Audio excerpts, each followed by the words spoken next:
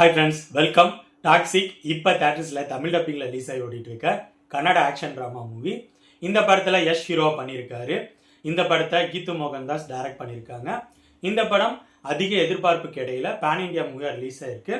இந்த படம் எப்படி இருந்துச்சு அப்படிங்கிறத இந்த வீடியோவில் பார்ப்போம். அதுக்கு முன்னாடி என்னோட வீடியோஸ் பாருங்க, பிடிச்சிருந்தா லைக் பண்ணுங்க, கமெண்ட் பண்ணுங்க, ஷேர் பண்ணுங்க. அப்படியே என்னோட சேனலை சப்ஸ்கிரைப் பண்ணுங்க. இந்த படத்தோட ஸ்டோரி 1940களில் நடக்கிற மாதிரி காட்டுறாங்க. இந்தியா சுதந்திரம் அடைஞ்சாலும் கோவா போர்ச்சுகீசியர்களோட கண்ட்ரோல்ல இருக்கு. அங்க ஃபுல்லா இல்லீகல் ஆக்டிவிட்டிஸ் நிறைய நடந்துட்டு இருக்கு. சால்வடார் அப்படிங்கிற கேங்ஸ்டர் அங்க மெயினான ஆளா இருக்காரு. அந்த டீம்ல யஷும் அவரோட அக்கா நயன்தாராவும் ஜாயின் ஆகுறாங்க. அதுக்கு ஒரு ரீசன் இருக்கும். குறுகிய காலத்திலேயே யஷ் அந்த கேங்கோட முக்கியமான ஆளாகிறாரு. அது மட்டும் இல்லாம சால்வடார் அவரோட பொண்ணையே யஷ் மேரேஜ் பண்ணிக்கிறாரு.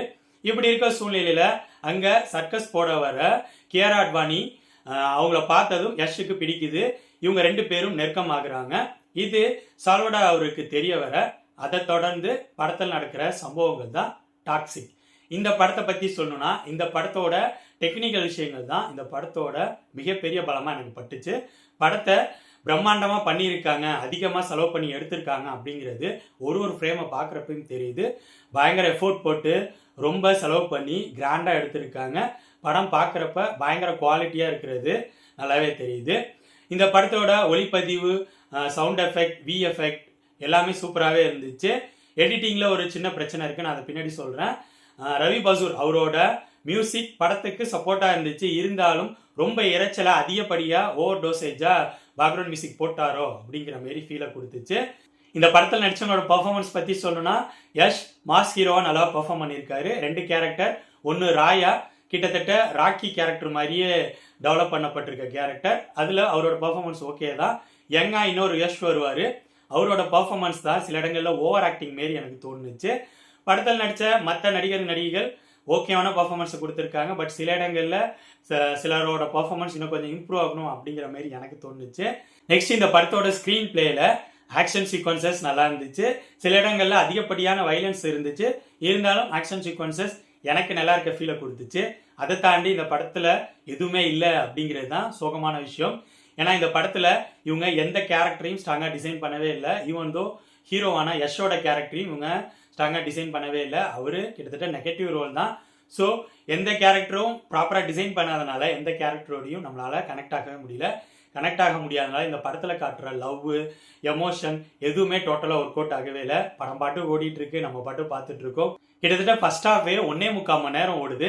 இதுல ஸ்கிரீன் பிளே டோட்டலா ஒர்க் அவுட் ஆகாதனால பாதி டயர்ட் ஆயிடுறோம். செகண்ட் ஹாஃபோட ஸ்கிரீன் பிளே அதுக்கு மேல இழுன்னு இழுத்து அதிகப்படியான வயலன்ஸ் எல்லாம் கொண்டு வந்து இவங்க போட்டு நம்மளை டயர்ட் ஆக்கிடுறாங்க. படுத்தே விட்டேன் ஐயா அப்படிங்கிற லெவலுக்கு, தூக்கம் வர லெவலுக்கு கொண்டு போயிடுறாங்க. கிளைமேக்ஸ்ல இவங்க ஒரு நல்ல ட்விஸ்ட்டை தான் ரிவீல் பண்றாங்க. இருந்தாலும் நம்ம ஆல்ரெடி டெட் பாடி ஆயிட்டதுனால அந்த ட்விஸ்ட் நமக்கு ஒரு இம்பாக்டை கொடுக்கவே இல்லை. அதனால அதுவும் வேஸ்டா போயிடுச்சு.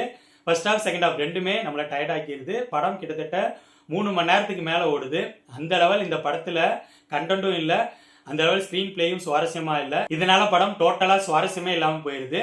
எடிட்டிங்ல இருக்க பிரச்சனைன்னு சொல்ல வந்தது நான் இதை தான். படத்தோட லென்த்தை கண்டிப்பா குறைச்சிருக்கணும். ஓவராலா சொல்லணும்னா என்னை பொறுத்த வரைக்கும் டாக்ஸிக் படம் பார்க்க போனவங்களுக்கு எல்லாம் டாக்ஸிக்கா அமைஞ்சிருச்சு.